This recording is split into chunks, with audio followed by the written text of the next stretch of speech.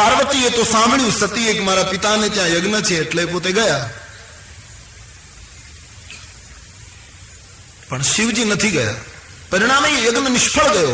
એનો અર્થ એ થયો કે કોઈ પણ સત્કાર્યમાં પણ ભલે શ્રદ્ધા આવી જાય, માની લો, પણ વિશ્વાસ ન આવે ત્યાં સુધી સત્કાર્યની ફલશ્રુતિ નથી.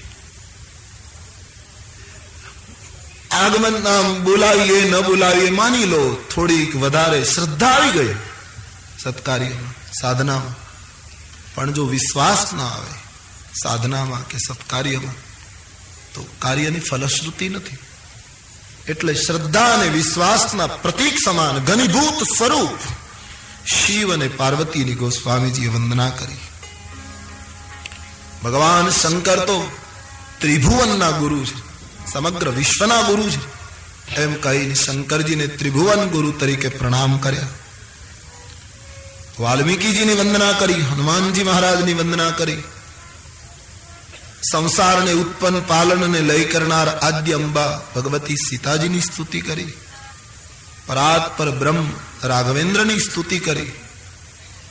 અને ગ્રંથનો મૂળ હેતુ બતાવતા ગોસ્વામીજી એમ કહ્યું કે સેંકડો રામાયણો આ દેશમાં સર્જાયા, લખાયા. હું એક વધારે રામાયણની રચના કરી રહ્યો છું. એની પાછળ બીજો કોઈ હેતુ નથી, કોઈની સાથે મતભેદ નથી. વેદ, પુરાણ, શાસ્ત્ર, ઉપનિષદ બધાની સંમતિ વાળો આ ગ્રંથ હું તૈયાર કરું છું. અને એ બધાની પાછળનો હેતુ છે કેવલ સ્વાંતઃ સુખાય, મારા અંતઃકરણને સુખ પ્રાપ્ત થાય, એટલા માટે આ ગ્રંથની રચના કરું છું. ગોસ્વામીજીના ગ્રંથની પાછળના 3 હેતુ છે. એક તો સ્વાંતઃ સુખાય તુલસી રઘુનાથ ગાથા ભાષા નિબંધ મતિ મંજુલ માત નવતી. બીજો હેતુ એમણે કહ્યો છે કે મારી વાણીને પવિત્ર કરવા માટે આ ગ્રંથ કહું છું. અને ત્રીજો હેતુ કયો છે, જગતને નહીં, મનુષ્યોને નહીં, મારા મનને બોધ થાય એટલા માટે આ કથા કહું છું. તો મન, વચન અને કર્મને દિવ્ય કરવા માટે ગોસ્વામીજી આ ગ્રંથની સ્વાંતઃ સુખ માટે રચના કરી. અને જબરદસ્ત પગલું ગોસ્વામીજીએ ભર્યું કે સંસ્કૃત ભાષાને પ્રણામ કરીને, એને પૂરતો આદર આપીને, આ દેશ તો એનાથી ગૌરવ લે છે સંસ્કૃત ભાષાથી. પણ ગોસ્વામીજીને એમ લાગ્યું કે ભગવાન રામ રામરાજ્ય કરવા માટે 14 વર્ષ સુધી વનમાં રહ્યા હોય રાજ્ય સત્તા છોડીને, તો મારે પણ રામરાજ્ય જો લાવવું હોય સમાજમાં, તો સંસ્કૃત જેવી અઘરી અને કઠિન ભાષાને પૂર્ણ આદર, પૂર્ણ પૂજ્ય ભાવ વ્યક્ત કરીને મારે પણ લોકોની ગ્રામ્ય ગીરામાં જવું જોઈએ. અને તેથી એ સંસ્કૃતનો જમાનો પંડિતોએ પુષ્કળ વિરોધ કરેલો, તો પણ ગોસ્વામીજી કોઈ પણ જાતની પરવા કર્યા વગર સ્વાંતઃ સુખ માટે અને જગતને રામરાજ્યનો વિચાર હૃદય સુધી પહોંચે એટલા માટે ગિરા ગ્રામ્ય સિય રામ જસ, એકદમ ગ્રામીણ ભાષામાં આ ગ્રંથની રચના કરી. સરળ હિન્દી ભાષામાં, ક્ષેત્રીય હિન્દી ભાષામાં આ ગ્રંથની રચના એમણે મંગલાચરણ પછી તુર્ત જ એ ભાષાનો ઉપયોગ કર્યો છે. નહીતર સંસ્કૃતના પ્રકાંડ વિદ્વાન હતા. એ કાળમાં એ પગલું ભર્યું છે, ઘણું હિંમત લઈને પગલું ભર્યું છે. આટલી સાધના પછી ગ્રંથ તૈયાર થયો અને કાશીના વિદ્વાનોએ વિરોધ કરેલો કે પ્રાકૃત ભાષાને અમે સ્વીકારીએ નહીં. ભગવાન શંકરજીએ સ્વીકાર્ય ગણ્યો આ ગ્રંથ. અને પછી આજ હું તમે જાણીએ છીએ કે આ ગ્રંથ લોક હૃદય ઉપર છવાયો છે. લોકોના હૃદય સુધી પહોંચવું હોય તો એની ભાષામાં જવું જોઈએ. તો એકદમ પ્રાકૃત ભાષામાં ગ્રંથની રચના કરતા ગોસ્વામીજી બાલકાંડના આરંભમાં 5 સોરઠા લખે છે. આइए इस सोरठे से हम प्रारंभ करें. पहलो सोरठो गणपतिની સ્તુતિ છે. બીજા સોરઠામાં મુકમ કરોતિ વાચાલમ નું ભાષાંતર છે. ત્રીજા સોરઠામાં લક્ષ્મીનારાયણની વંદના છે. ચોથા સોરઠામાં શિવ પાર્વતીની સ્તુતિ. પાંચમા સોરઠામાં ગુરુ વંદના છે. પ્રથમ સોરઠો જય સુમિરત સિદ્ધિ હો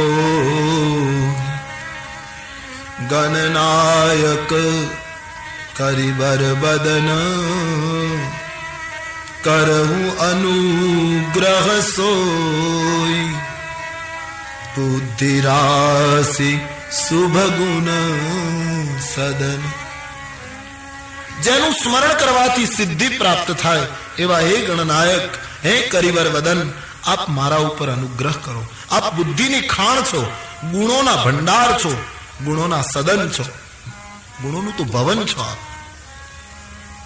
તો ગણપતિ સ્વાભાવિક કોઈ પણ કાર્યમાં ગણેશથી આરંભ થતો હોય તો ગોસ્વામીજી આરંભ ગણપતિજીથી કર્યો છે. તમારું સ્મરણ કરવાથી સિદ્ધિ પ્રાપ્ત થાય. ગોસ્વામી જેવા ત્યાગી સંતને શું સિદ્ધિ જોઈતી હતી, પણ ગોસ્વામીજીની સિદ્ધિની વ્યાખ્યા છે રામ પદ પ્રીતિ. હે ગણપતિજી, તમારું સ્મરણ કરવાથી પરમાત્માના ચરણમાં પ્રીત ઉત્પન્ન થાય, એ સિદ્ધિ અમને મળો. અને સાચી સિદ્ધિ એ જ આપને સુના હોગા, પરમહંસ દેવે રામકૃષ્ણ દેવે વિવેકાનંદજીને એક દિવસ એમ કહ્યું કે મારી પાસે 8 સિદ્ધિ છે. મને એમ લાગે છે કદાચ પ્રારબ્ધ હવે થોડા સમયમાં પૂરું થશે. વિવેક, મેં સિદ્ધિ તુમ્हें दे दूं, ले लो तुम. विवेकानंद બહુ સુંદર પ્રશ્ન કર્યો છે. બાબાજી જો આજ્ઞા, લેકિન એક પ્રશ્ન પૂછું. ક્યાં?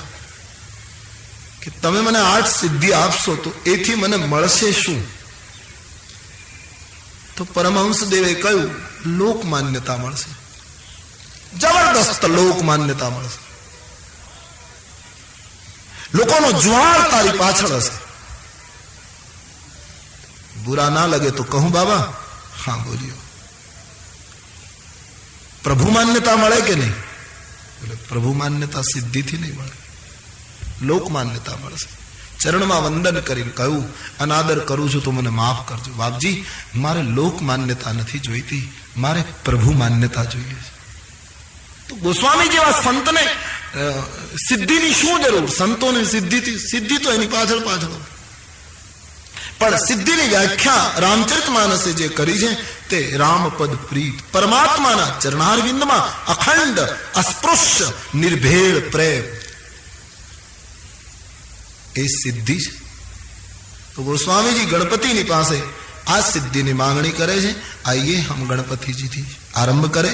અવિનય પત્રિકાનું પ્રથમ પદ ગોસ્વામીજીનો એક મોટો બીજો એટલો જ મહત્વનો ગ્રંથ અવિનય પત્રિકા, એનું પહેલું પદ ગોસ્વામીજી ગણપતિ સ્તુતિથી કરે. ગાઈએ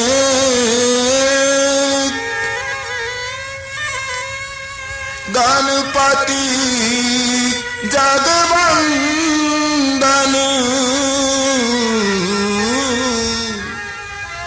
ગાઈએ ગણપતિ જગવંદન,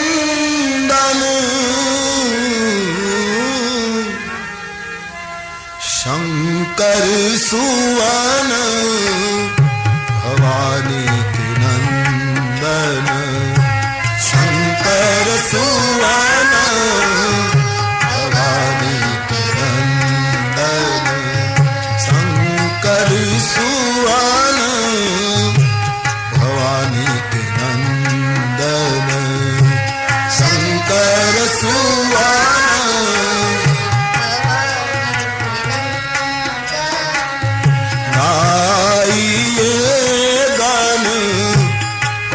જગવંદન ગાઈએ.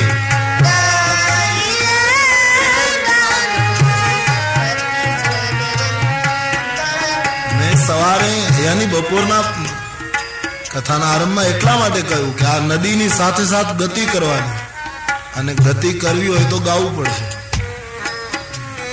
મેં સમજીને શબ્દ પ્રયોગ કર્યો છે કે આ સરિતા શરૂ થઈ છે હવે રામકથાની મંદાકીની, એની સાથે ગાવું પડશે.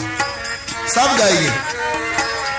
ગાઈએ ગણપતિ જગવંદન, ગાઈએ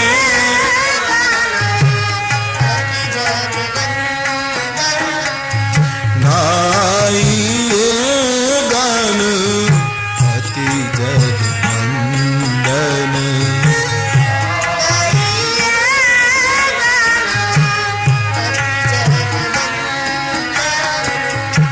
દાસજી જે સિદ્ધિની વાત કરે છે શું જોઈએ ગણપતિ પાસેથી એને વાત કરી છે આ પદમાં. માગત તુલસીદાસ કર જોરે, માગત તુલસીદાસ કર જોરે, માગત તુલસીદાસ કર જોરે, માગત તુલસીદાસ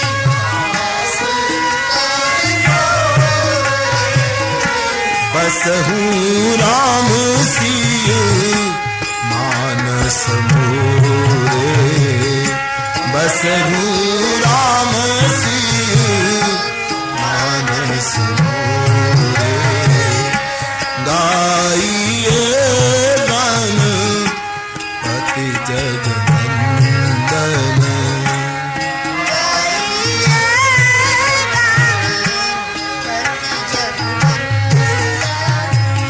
શંકર સુવન ભવાની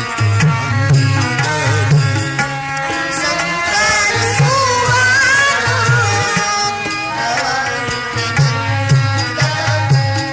તો ગણેશજીની પ્રથમ સ્તુતિ કરી છે. જેની કૃપાથી લંગડો પર્વત ઓળંગે, મૂંગો બોલતો થાય, મું કહો હિ વાચાલ પંગુ ચઢે ગિરિબર ગહન.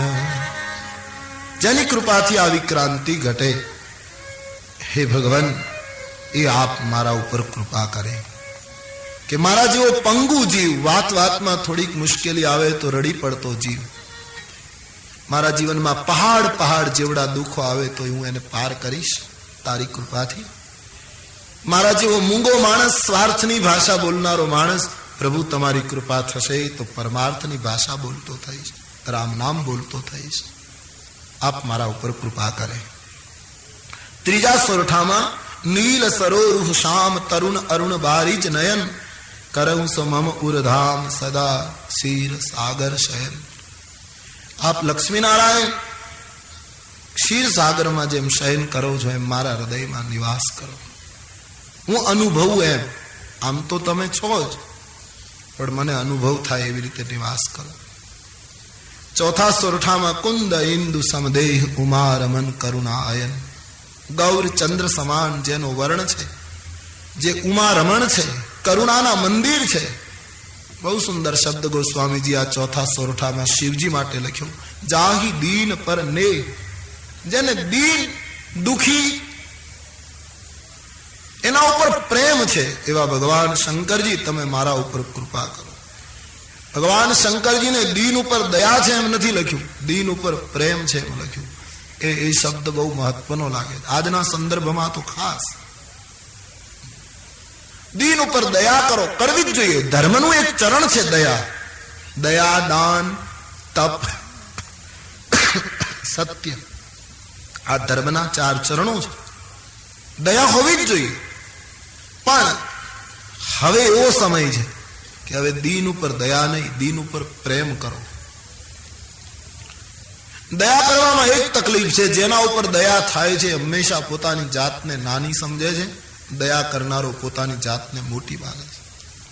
ત્યારે પ્રેમ સમાન વગર શક્ય નથી. પ્રેમ જેના ઉપર થાય છે ત્યાં સમાનતા પેદા થાય. તો સમય તુલસી દર્શનમાં તમે જ્યાં જોશો ત્યાં રામ અને શિવના માટે મોટી